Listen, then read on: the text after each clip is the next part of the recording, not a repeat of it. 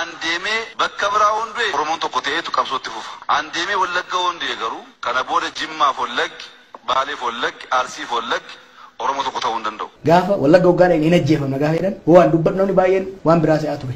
I know what they are trying to do. Wantoota amma adda addaa dubbatan is not accidentally miti. Kun maalinni hira mootummaan kun ittiin beekamudha. Dhaabi kun ittiin beekamudha. Uummattoota gidduu wannoo uumuu isa tokko asitti qabee isa tokko irratti kakaasu irratti duulchisu amma wanni hojjetamaa jiru exactly kanadha. Oromooni Oromiyaa irratti give up godhe naannootti qoodanii karoora qabu waayizawwee. Oromiyaa bakka shanti qooduu barbaadu. Lixa Oromiyaa, Baha Oromiyaa, Kibba Oromiyaa jiddu galeessa kana adda muruu barbaadu. Oromoo adda qooduudha, addaan baasuudha. Kana gochuudhaaf Oromummaa dadhabsiisuu qabu.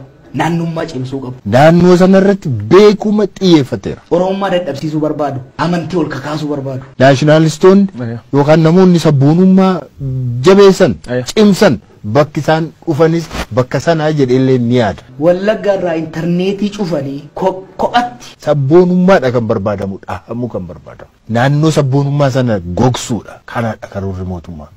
Oromoo akkanatti qoqqoodanii namni dhiibbaa irra gahurraa miidhaa irra gahurraa Oromummaa jibbee naannummaa isaa faarsutti yoo kan seenu taate. Wallagga kun maal barbaada? Qophaatti maal barbaada? Gujiin qophaatti maal barbaada? Jedhanii uummata Oromoo kabiroo irratti kaasu. Miidhaa irra gahurraa Oromummaa isaa kan kaleessa salphina keessa nu baase. Isaan nutu beeka jedhu, isaan nutu sabboonaadha jedhu, nutu hunda bulchuu qaba jedhu. Kanaatiif jedhaniitu Oromoo biroo irratti kaasu. Biyya kanatti Wallaggas, Arsiis, Shawaanis hundumtu dhiitamaa ture.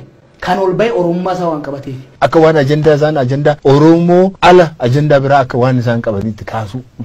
Walgahii isaan irratti kan isaan hojjetan kanadha. Biyya kanatti Islaamis, Kiristaanis, Oromoon Oromummaa isaatiin dhiitamaa, ajjeefamaa, hidhamaa ture. Kan bahe Oromummaa isaa waan cibseef, Oromiyaa irratti waan cicheef. Ijoolleen dhiyaa kana irratti dhalatan bishooftutti mana kireeffatanii jiraachuu hin danda'anidha.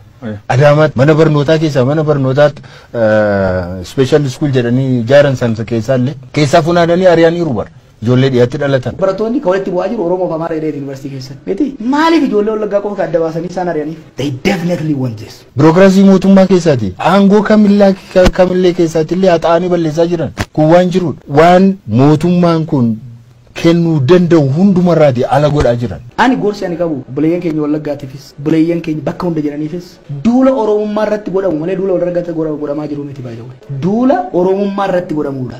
Bakka hundumaatti eessatti hidhamanii kan jiran amma yoo jette yoo dhattee daataa isaa hoo fudhattee numa argita. Yuunivarsiitii keessaati kanneen ari'aman yoo dhattee hoo laaltee daataa isaa hoo laaltee ni argita. Eessa ta'an maaliif dhiha jedhu ijoollee dhiyaati shaneedha jedhu. Yuunivarsiitii keessa isaan ari'ama isaantu du'a isaantu ajjeefama. Hojiidha isaantu baha mana buraayyuun hodhatte eenyudha kan hidhamee jiru. Bakka hundumaa deemte eenyudha kan hidhamee jiru. Har'as miidhaan Wallagga irra gahu akka dhaabatu yoo barbaadu taate miidhaan Gujii irra gahu akka dhaabatu yoo barbaadu taate karaan kanuma kaleessati karaan kanuma Taaddasaa Fa'aa irra deeman sani karaan kanuma Magarsaa Bariifaa irratti wareegaman sani.